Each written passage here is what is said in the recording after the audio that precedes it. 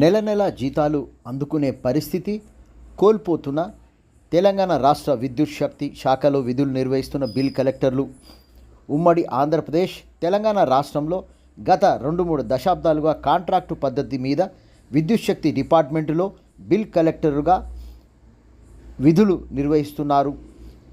వయసు పడిబడిన వారు జీవితానికి భరోసా లేకుండా పోయిందని వాపోతున్న తెలంగాణ రాష్ట్ర విద్యుత్ శక్తి శాఖలో పనిచేస్తున్న బిల్ కలెక్టర్లు ఉమ్మడి ఆంధ్రప్రదేశ్ రాష్ట్ర అప్పటి ముఖ్యమంత్రి రాజశేఖర రెడ్డి హయాంలో కూడా విద్యుత్ బిల్ కలెక్టర్లు తమ సమస్యలను ప్రభుత్వ దృష్టికి తీసుకుపోయిన సందర్భాలు ఉన్నాయి.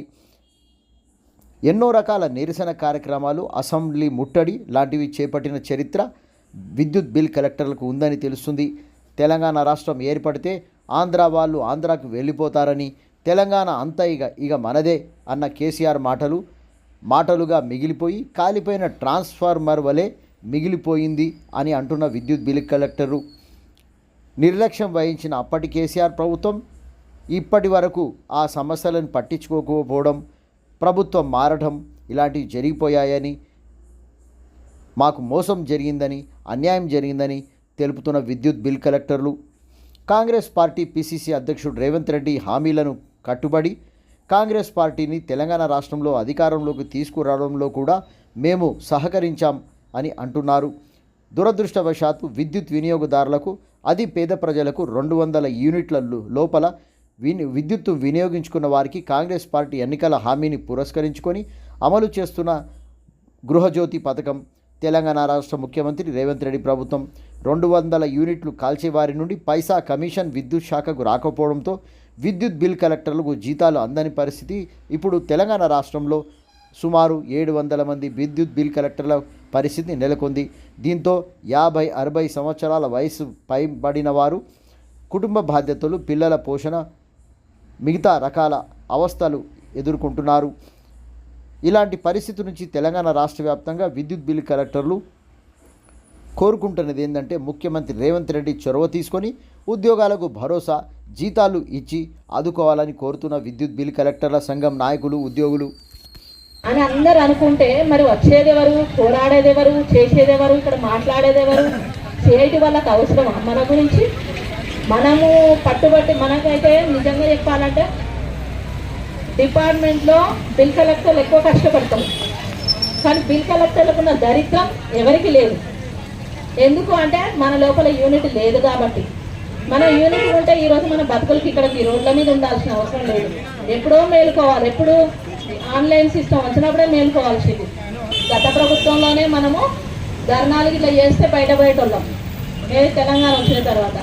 అప్పుడు లేదు, ఏదో వస్తుంది 20,000 వచ్చి అక్కడ 15,000 వచ్చింది, 18,000 వచ్చిందని చూసి ఇప్పుడు 2-3 వేలు రాగానే ఇప్పుడు వచ్చి రోడ్డున పడి ఇప్పుడు మేము వస్తున్నాం అని అంటున్నారు. అంటే వచ్చిన వాళ్ళని తప్పుపడట్లేదు, ఇప్పటికి కూడా మేలుకోని వాళ్ళను నేను అంటున్నా. సిగ్గుపడాలి. వయసులో పెద్దవాళ్ళు వాళ్ళు ప్రయాణం చేసి ఇక్కడ దాకా వచ్చిర్రు. యవనస్తులుగా నడి వయసు ఉన్న వాళ్ళు ఇంట్లో పండుకుంటారు. ఏం చేస్తారు? కౌంటర్లు చేస్తే 8,000 జీతం వస్తుంది. ఇప్పుడు కూడా మేలుకోకపోతే ఎందుకు? కనీసం వాళ్ళు చేయకపోయినా వాళ్ళు మన కోసం వచ్చేది ఏంటంటే సరే అందరు కనపడితే, మాట్లాడితే, పోట్లాడితే వాళ్ళ సీనియారిటీని బట్టి వాళ్ళు అనుభవించే వాళ్ళ ఎక్స్పీరియన్స్ని మనం చెప్తాను. వాళ్ళు మన కోసమే, నేను అనుకుంటాను ఏంటంటే మన కోసమే వాళ్ళు అంత తాపత్రయపడతారు. ఈ సిఐటి యూనియన్ కూడా మన కోసమే.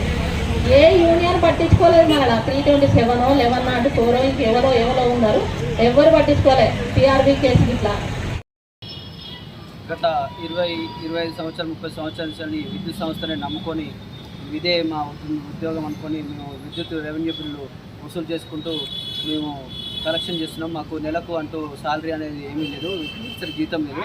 వచ్చే కలెక్షన్ కమిషన్ మీదనే మాకు ఇస్తుంటారు. కాబట్టి సార్ మేము గత ప్రభుత్వాలు దృష్టికి తీసుకుపోయినా కూడా మమ్మల్ని హామీల రూపంలో ఇచ్చి మోసం చేశాయి. ఇప్పుడు ప్రస్తుతానికి గృహజ్యోతి కాంగ్రెస్ ప్రభుత్వం ప్రవేశపెట్టడం వల్ల మా జీవితాలు రోడ్డున పడ్డాయి. కనీసం కుటుంబ పోషణ కూడా లేకుండా ఉంది. కాబట్టి సార్ మేము వైఎస్ రాజశేఖర రెడ్డి హయాంలో నుంచి కూడా మేము గత విధంగా ధర్నాలు చేసినా కూడా మాకు ఎలాంటి గుర్తింపు రాలేదు.